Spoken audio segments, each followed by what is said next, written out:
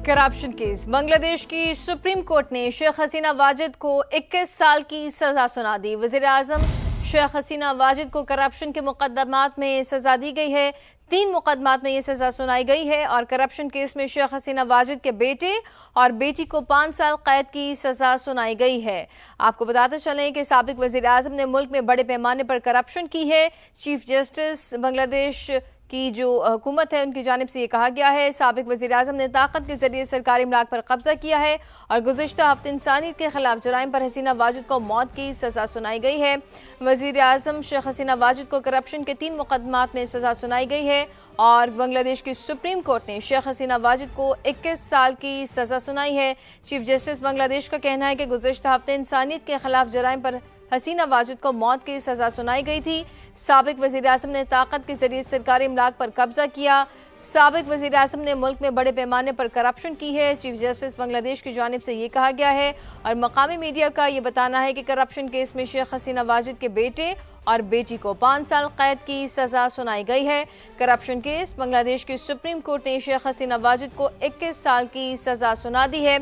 वज़ीर आज़म शेख हसीना वाजिद को करप्शन के 3 मुकदमात में सज़ा सुनाई गई है। करप्शन केस में शेख हसीना वाजिद के बेटे और बेटी को 5 साल कैद की सज़ा सुनाई गई है। चीफ जस्टिस बांग्लादेश का कहना है कि साबिक वज़ीर आज़म ने मुल्क में बड़े पैमाने पर करप्शन की है। व्हाइट हाउस पर फायरिंग का वाकया, अफगान तालिबान रजीम पूरी दुनिया के अमन के लिए संगीन खतरा। वाशिंगटन में फायरिंग का वाकया एक बड़े आलमी पैटर्न का हिस्सा दिखाई देता है। अफगान नेटवर्क्स यूरोप और अमेरिका में दम इस्तेहकाम फैलाने का सबब बन सकते हैं। अफगान तालिबान रजीम पूरी दुनिया की सिक्योरिटी के लिए संगीन खतरा बन चुकी है। रहमानुल्लाह ने नेशनल गार्ड के एहलकारों पर फायरिंग करके शदीद जख्मी कर दिया था। आपको बताते चलें कि व्हाइट हाउस पर फायरिंग का वाकया और अफगान तालिबान रजीम पूरी दुनिया के अमन के लिए एक संगीन खतरा बन चुकी है। रहमानुल्लाह 2021 में ऑपरेशन अलायंस वेलकम के तहत अमेरिका में आया था और अमेरिकी सदर डोनाल्ड ट्रंप ने वाक़े को दहशतगर्दी करार दे दिया। अफगान शहरियों की इमिग्रेशन की तमाम दरख्वास्तें भी रोक दी गई हैं। व्हाइट हाउस पर फायरिंग का ये वाक़या और अफगान तालिबान रजीम पूरी दुनिया के लिए अमन के लिए संगीन खतरा बन चुकी है। वाशिंगटन में फायरिंग का वाक़या एक बड़े आर्मी पैटर्न का हिस्सा दिखाई देता है। अफगान नेटवर्क्स यूरोप और अमेरिका में दम इस्तेहकाम फैलाने का सबब बन सकते हैं। अफगान तालिबान रजीम पूरी दुनिया की सिक्योरिटी के लिए संगीन खतरा भी बन चुकी है। रहमानुल्लाह नेशनल गार्ड के एहलकारों पर फायरिंग करके उन्हें शदीद जख्मी भी कर चुका है और रहमानुल्लाह 2021 में ऑपरेशन अलायंस वेलकम के तहत अमेरिका आया था। अमन की पहचान पाकिस्तान, वो मुल्क जो गहवारा है मोहब्बत का, भाईचारे का, जहां अपने ही नहीं दूसरे भी महफूज हैं। वो मुल्क जिसकी मेहमान नवाजी अपनी मिसाल आप है। लाहौर में जारी इंटरनेशनल बॉक्सिंग चैंपियनशिप इसकी वाज़ेह मिसाल है, जिसमें गैर मुल्कियों की शिरकत पाकिस्तान की पुरअमन फ़ज़ा, बेहतरीन हिफाजती इंतजाम और सिक्योरिटी इदारों पर एतमाद का मुँह बोलता सबूत है। यही वजह है कि 38 गैर मुल्की बॉक्सर्स ने पाकिस्तान का रुख किया, जो बिला खौफ सलाहियतों के जोहर दिखा रहे हैं, जो इस बात का एतराफ़ करते हैं कि पाकिस्तान प्यार करने वालों की धरती है। पुरअमन फ़ज़ा में होने वाले रंगारंग मुकाबले मुल्क दुश्मनों, दहशतगर्दों, शरपसंदों के लिए खुला पैगाम है कि पाकिस्तान में सिवाय अमन के किसी साजिश या मनफी हथकंडे की कोई जगह नहीं है।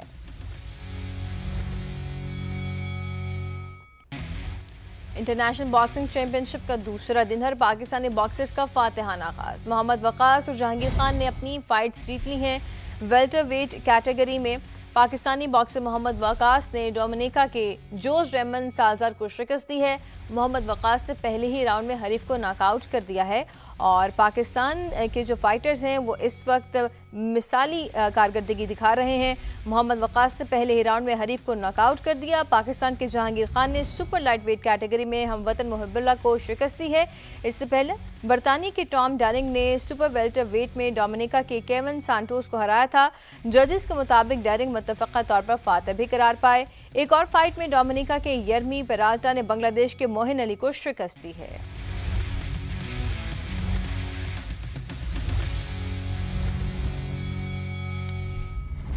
इंटरनेशनल बॉक्सिंग चैंपियनशिप के दिलचस्प मुकाबले जारी हैं। लाहौर में फाइट फॉर ग्लोरी का दूसरा दिन है और गैर मुल्की बॉक्सर्स की बड़ी तादाद इस वक्त एक्शन में है। इस हवाले से बात करेंगे। हमें ज्वाइन किया है एंकर पर्सन सवेरा पाशा ने।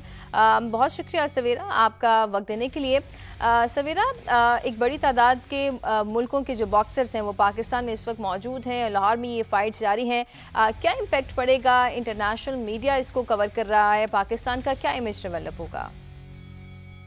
बहुत फायदा होगा, बहुत बहुत पॉजिटिव एक इम्पैक्ट पड़ेगा। इससे बेहतर जो सॉफ्ट हेडलाइंस, इससे बेहतर पॉजिटिव हेडलाइंस दुनिया में आगे नहीं जा सकती। बिकॉज जिस हिसाब से यहाँ पे बॉक्सर्स आए हैं, तकरीबन 44 बॉक्सर्स हैं 15 अलग मुल्कों से, तो ये एक बहुत बड़ा एक जो है एक स्टेटमेंट है कि जब भी हम सिक्योरिटी की बात करते हैं, सिक्योरिटी इश्यूज हैं मगर उन सिक्योरिटी इश्यूज को हम over the period of time बड़ी सक्सेसफुली मैनेज कर रहे हैं। हमारी फोर्सेस की बात कर लें, हमारी गवर्नमेंट की बात कर लें, सब मैनेज करके चल रहे हैं। और मैं क्योंकि वो पूरा सेटअप देख कर आई हूँ, जहाँ ये लोग रुके हुए हैं, जिस अच्छे स्टैंडर्ड्स में ये रुके हुए हैं, इनका ख्याल रखा जा रहा है, सिक्योरिटी इतनी प्रॉपर है। आज मोस्ट प्रॉब्ली जो है वो इनके साथ एक शो हम लोगों ने किया था जोर का जोड़ पे, वो भी आप देख सकेंगे। तो everyone is happy right now. हमारी हॉस्पिटैलिटी से बहुत खुश है।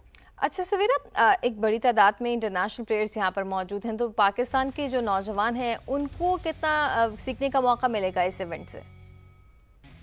बहुत ज्यादा। एक तो देखिए इंस्पायर होंगे लोग। मोहम्मद वसीम बहुत रेगुलरली जो है वो पाकिस्तान के लिए फतुआत लाते रहे हैं। अब सेकंड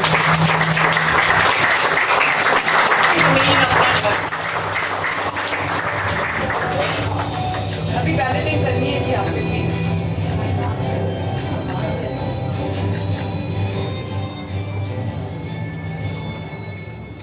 जी फैसल स्टार्ट करें प्लीज। शफल करेंगे जी करें, शफल करें पहले। टोटल ट्रांसपेरेंसी अभी ये शफल कर रहे हैं। कोई नंबर 1 नंबर 2 प्रायोरिटी नहीं, सब sir 8 alpha numeric digit sir आपने बताने हैं, सर वो जो बताएंगे उसके मुताबिक सर कोई बता दें जी, A B C 1 2 कुछ भी बता दें। A H H M M M M M M N S A D D 3 और डिजिट बता दें। A ये कौन है? L Ahmad I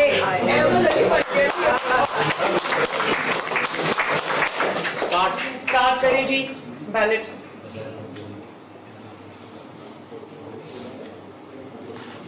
madam total 346 इसमें लोग हैं और उसमें वो आ रहे हैं।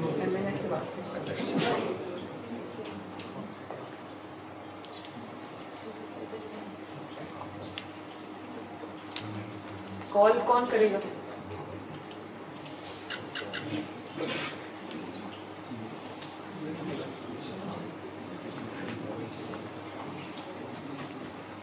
आप कोई भी एक खोल दें। कोई एक खोले ना, कोई एक खोले। अहमद नगर खोल दो। कोई खोल।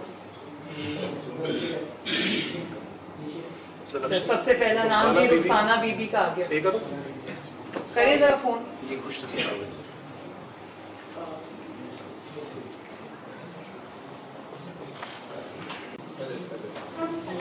जी अस्सलाम वालेकुम। आप रुखसाना बीबी बात कर रही हैं अटक से? अच्छा रुखसाना बीबी, मैं मरियम नवाज बात कर रही हूँ। आपने अपना घर की अपनी जमीन अपना घर में अप्लाई किया था जमीन के लिए?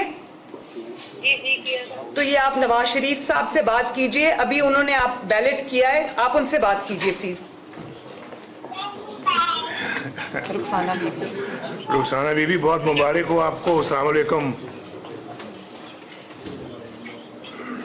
हेलो। अच्छा उन्होंने अपने हस्बैंड को दे दिया। अस्सलाम वालेकुम। हाँ अल्लाह का शुक्र है। रुखसाना बीबी का दरख्वास्त आई थी तो उनका कोरे में नाम निकल आया, तो मुबारक हो आपको।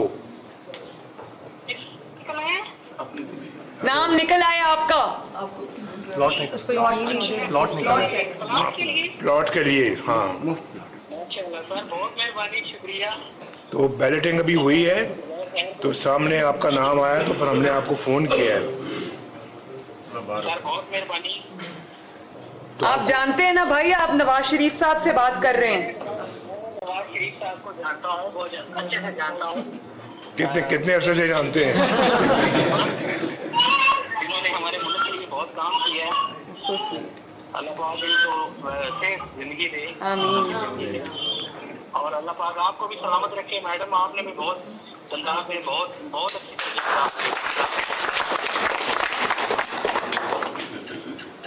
तो अब आप माशाल्लाह अपने प्लॉट के मालिक हैं, आपको 1 रुपया भी नहीं देना पड़ेगा। आपका टॉप पे नाम आया है, नवाज शरीफ साहब ने अभी बैलेट किया है। तो चलिए मैडम, बहुत शुक्रिया आपका। अल्लाह पाक आपको जज़ाए खैर दे। आप कहाँ रहते हैं आप? जी, आप कहाँ रहते हैं? हम अटक में रहते हैं। अटक में रहते हैं? फतेह फतेह जंग में रहते हैं। अच्छा जी, बहुत शुक्रिया, बड़ी खुशी हुई आपसे बात करके। बहुत मेहरबानी, मुझे भी बहुत खुशी हुई। आप सबको मुबारकबाद दें मेरी तरफ से, खुद भी मुबारकबाद कबूल फरमाएं। खैर मुबारक, खैर मुबारक। बहुत मुबारक हो आपको भाई। बहुत मेहरबानी मैडम, थैंक यू, अल्लाह हाफिज। रमेश लाल साहब बात कर रहे हैं। रमेश लाल साहब, आपने चीफ मिनिस्टर की जो स्कीम है अपनी जमीन अपना घर, उसमें अप्लाई किया था? जी बिल्कुल किया था। तो ये आप नवाज शरीफ साहब से बात कीजिए। आपको प्लॉट नहीं, मैं क्यों कहूँ? जी रमेश साहब, अस्सलाम वालेकुम। वालेकुम सलाम। कहाँ से बोल रहे हैं आप? जिला बहावलपुर, तहसील मंडी यजमान। मंडी उस्मान से बोल रहे हैं? यजमान से बोल रहे हैं? जी सर जी। मंडी यजमान का क्या हाल है? शुक्र है अल्हम्दुलिल्लाह, बिल्कुल। मैं नवाज शरीफ बोल रहा हूँ। जी जी, मुझे जानते हैं कि नहीं आप जानते? जानते हैं सर। मेरा नाम कभी सुना है? हाँ जी, अभी इसमें पूछने वाली कोई बात है? आपने प्लॉट के लिए अप्लाई किया तो आपको मुबारक हो, आपका नाम निकल आया कोरे में। जी, खैर मुबारक। हाँ, तो कहाँ बनाएंगे अपना, कब बनाएंगे आप मकान अपना? आप जब आप ऑर्डर देंगे। आपके ऊपर ही तय है ना। आपने अपने नाम से अप्लाई किया था या अपनी बेगम के नाम से अप्लाई किया था? जी सर। आपकी अपने वाइफ के नाम से अप्लाई किया था या आपने किया था? हमने मेरी वाइफ को भी आईडी कार्ड दोनों दे के भेजे थे, जहाँ अप्लाई करते थे ना हमारे रजिस्ट्रेशन में। आपकी वाइफ का नाम क्या है? मीमा माई। हाँ, मेमा माई के नाम से अप्लाई किया आपने? हाँ, या मेरे नाम पे होगा या मीमा माई के नाम पे। मेमा माई के नाम से। तो आपको मेरी तरफ से मुबारकबाद दें आप। खैर मुबारक। आपके पास ही है? जी नहीं, मैं इस वक्त काम पे आया हूँ, बेरोजगार हूँ ना। बेरोजगार हैं? काम कर रहा हूँ। जी जी, तलागंग शहर में मजदूरी कर रहा हूँ। तलागंग शहर में मजदूरी? तलागंग में इस वक्त आप? जी सर, इस वक्त मैं तलागंग में हूँ। अभी आप मेमो माई को फोन करें ना, आप मुबारकबाद दें उनको। जी सर, क्यों नहीं देंगे? देंगे कि नहीं? बिल्कुल देंगे सर। हाँ, तो आपको इंशाल्लाह लोन बहुत जल्दी मिल जाएगा। नहीं, प्लॉट मिल जाएगा। प्लॉट जल्दी मिल जाएगा। जी सर, ठीक हो। और कोई पैसे नहीं तो बहुत मुबारक हो, पैसे भी आपको नहीं देने पड़ेंगे। ठीक है सर। खुश हो? 3 मरले का है। जी जी, बिल्कुल खुश है सर, क्यों नहीं। अच्छा जी, थैंक यू जी। अच्छा, ये बताइए रमेश लाल साहब, अभी आप कहाँ रहते हैं? अभी हम रह रहे हैं तहसील यजमान, हेडराज का। नहीं, आपका अपना घर है या किसी के घर में रह रहे हैं, किराए पे रह रहे हैं, कैसे रह रहे हैं? नहीं, किसी के घर में रह रहे हैं। अच्छा, तो आपको 3 मरले का प्लॉट जो है वो मिल गया है, आपको कोई पैसे नहीं देने पड़ेंगे। और अगर आप इस प्लॉट पे अपना घर बनाना चाहते हैं तो जब आपको प्लॉट हैंड ओवर हो जाए तो आप अपना घर स्कीम के लिए 15 लाख रुपया कर्जे के लिए अप्लाई कर सकते हैं। इंशाअल्लाह ताला आपका बहुत जल्द ना सिर्फ ये कि आपको जमीन का टुकड़ा मिल गया है, अब आपका घर भी बन जाएगा। सदर मुस्लिम लीग नून मोहम्मद नवाज शरीफ और वज़ीर आला पंजाब मरियम नवाज ने कुरानदाजी का आगाज कर दिया। जमीन